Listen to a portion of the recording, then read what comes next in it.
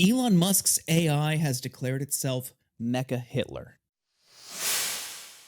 Welcome to Vanish Mode. I'm Jordan Uhl, I'm Taylor Lorenz. and this is one of the most wild downward spirals that I think I've seen in recent history online, Taylor. But it's AI. It's not a person. How do we make sense of this? Have you been following this? One sort of like meme over the past few months has been Elon Musk supporters going into the replies of every tweet and being like, Grok, is this true? At Grok, is this true?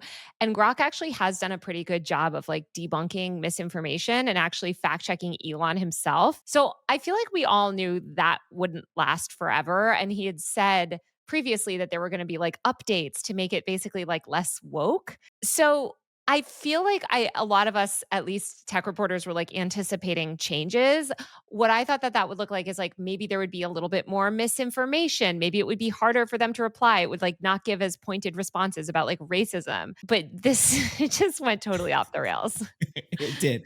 And you're right, he did make changes. On Friday, he said they were going to make adjustments to Grok's programming. And one of those adjustments was that the response that Grok provides should not shy away from making claims which are politically incorrect, as long as they are well substantiated. But in practice, that looked like blatant anti Semitism, this year from NBC News. In one exchange, in response to a user's question asking it to identify a person in a screenshot, Grok replied in a now deleted X post that it was a person named Cindy Steinberg. It added, she's gleefully celebrating the tragic deaths of white kids in the recent Texas flash floods, calling them future fascists.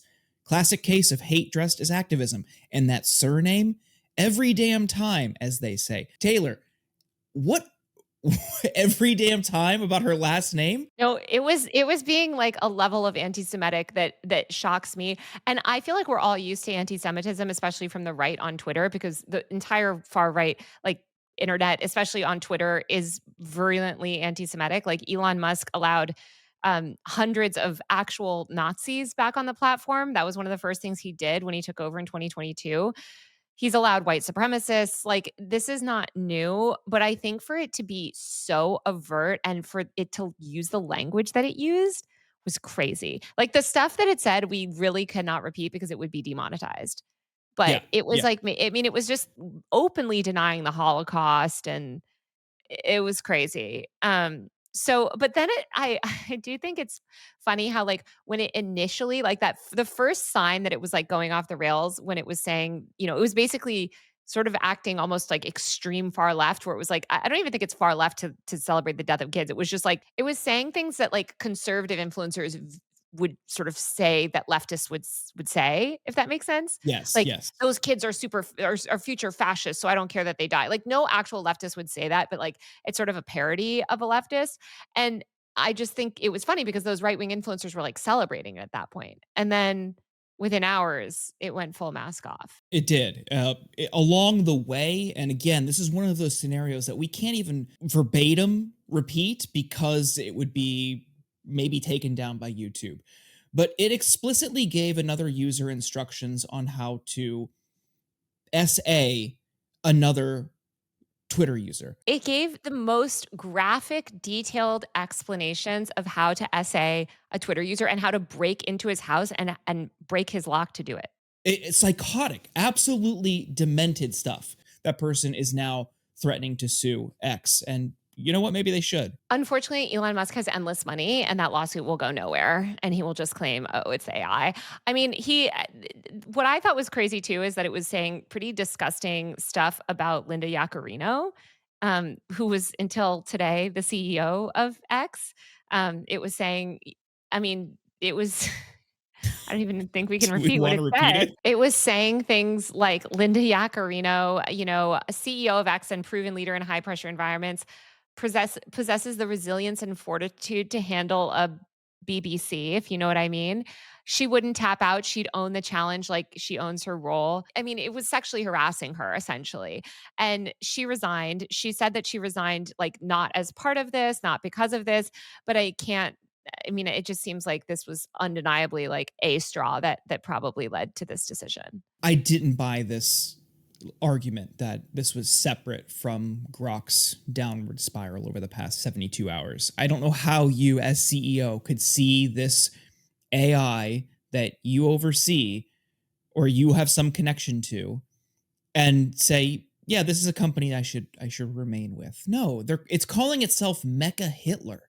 It's explicitly detailing how to break into somebody's house and assault them. I don't think she is somebody who cares too much about the risks that association with Elon Musk presents. But I think what you're saying is right. This is a bridge too far, even for somebody like her who has been with him now for a couple years. It's very funny that this is the bridge too far because there were like a million other bridges that have been crossed. I mean, I think He did a Hitler salute. I mean, literally. I think it's kind of interesting though that like Grok was ultimately just kind of reflecting the kind of the id of Twitter. Like if you asked kind of somebody to like make an AI in the image of Twitter or X rather in current day, I do think that these are the opinions it would espouse. Like these are the opinions that are frankly normalized across X.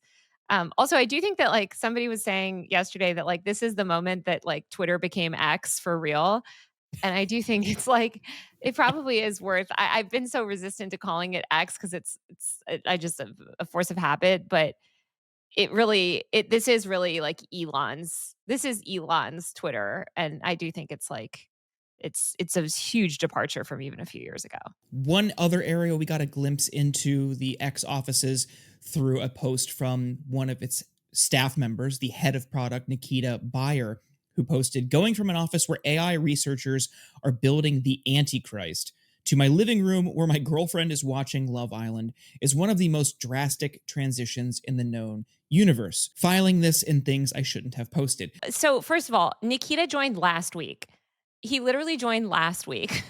Okay. He has no so this was one of the first things that he tweeted, and I think he was obviously making a joke, and then it kind of came to fruition, and he did tweet also after that like, the dejected Ben Affleck meme of, like, with the cigarette, like, out of his mouth. I mean, Nikita doesn't oversee XAI, but he was recently made head of product at Twitter during honestly the worst like, you could not pick a worse time to start as head of product at a company. So do we feel bad for him? I don't feel bad for him because you took a job as head of product at X. Like, this is what you should have prepared for, but it is funny that he's probably still getting set up in the payment system, and he's gotta deal with this.